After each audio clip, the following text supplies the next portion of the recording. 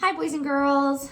I'm back to teach you a lesson about poetry today. Before I begin, I just want to point out, I know that I have cans in all of my videos here. They are just for my phone stand. The actual phone stand that I have does not work for the lessons I want to do. So oftentimes you'll see baked beans, tuna fish, maybe even some yummy Campbell's soup. I'm just doing a makeshift phone stand at home. So hopefully this is not too distracting for you over here. Okay, so we are beginning our poetry unit this week. And learning all about poetry is super fun, and I'm so excited for you to get started. Before we dive into the different parts of poetry and exactly what makes poetry poetry, we need to identify it or define it. What is poetry? Poetry is a text that expresses thoughts and feelings. So there's lots of emotion in poetry. The goal is to make the reader feel something by using different tools known as poetic devices. Poetic devices can be used to create rhythms, establish mood, and enhance the overall meaning of the poem. So the most important parts of this definition here, boys and girls, is that you need to understand that when you read a poem, you are A, supposed to feel something when you read it, and B, understand a meaning that comes from it. Many poems like to teach you a lesson or maybe like to bring something to your attention. So there's always meaning in the poem and emotion. Next, all poems have lines and stanzas. What is a line? A line is a row of text, but it is not a complete thought like a sentence. Lines help you create rhythm as you read. What is a stanza? A stanza is a group of lines that looks a little bit like a paragraph. Like lines, there is no set length to a stanza. However, there are names for stanzas of certain lengths. 2-line stanzas are called couplets, 3 lines are tercets, and 4 lines are quatrains. And I hope I pronounced those correctly. Before I show you examples of a line and a stanza and how they are set up in a poem, I have this lovely iPoetry playlist here that will help you understand a little bit better about the different parts of a poem. And let me get you a little bit closer here. Okay. Poetry is written in lines. Poetry is separated into stanzas. A stanza is a group of lines. Stanzas are set apart by spaces.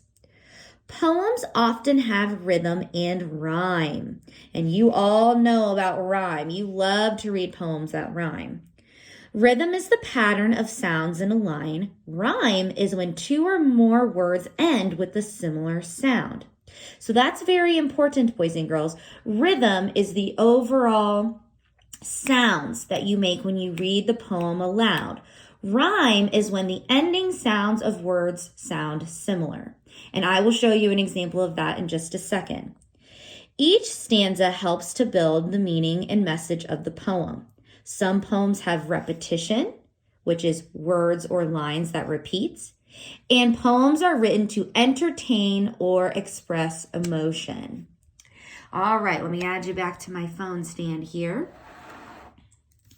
And let's dissect this poem. I have this lovely poem all about spring. I will read it first, and then we are going to dissect it together so we can understand the different parts of the poem. Let me get my marker out here.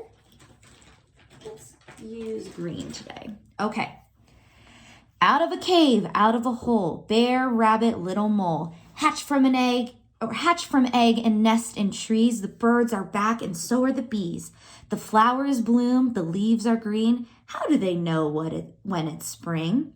Build your web, the bugs are back. Little spider dressed in black. Bears, rabbits, birds, and bees. Flowers, grass, and trees. Just like me, their faces warm. That's how they know spring has come. Love that poem. It's a perfect poem for right now. Although it is a little chilly outside, springtime is coming and we are able to enjoy the sunshine and all of the beauties of nature right now with the flowers and the grass is greener. I just love this time of year. So let's go ahead and dissect this poem here. I see lines, I see stanzas, I heard a rhythm when I read the poem, I see rhyming words. So let's go ahead and take a look. First of all, each of these are lines. Out of a cave, out of a hole, that is one line. Bear, rabbit, little mole, that's another line. So each of these are lines. Okay? Even if there's one word, that is a line. Now, a stanza is a group of lines. This is stanza number 1, and this is stanza number 2, a group of lines. And you can see that our stanzas are separated by a space. That's how you can determine where the stanzas are. I heard our rhyming words at the end of the sentences. So we have hole and mole, trees and bees. Okay, we have back and black, bees and trees. Okay, these are all rhyming words, and I see them at the end of the sentence. Now, some poems might have rhyming words in the middle of the lines, maybe even sometimes at the beginning. Some poems don't even have rhymes or a rhyme scheme. So in this poem, I see them at the end. I also heard a rhythm. Now, as I read this poem again, I want you to listen to the sound or the rhythm of my voice when I read it. The different lines and the way that the lines are set up in this poem help me to understand the rhythm that I am supposed to read this in. Out of a cave, out of a hole, bear, rabbit, little mole, hatch from egg and nest in trees. The birds are back and so are the bees. The flowers bloom, the leaves are green. How do they know when it's spring?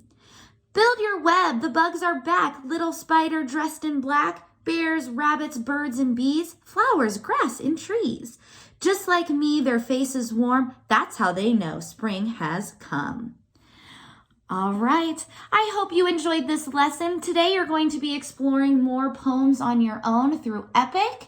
Make sure you fill in those Google forms that we have for you so we know exactly which poems you read and what you thought about them. Next week, boys and girls, we are going to be learning all about figurative language. Figurative language is used a lot in poetry to express emotion even more. And it is so fun to learn all about figurative language. So I cannot wait.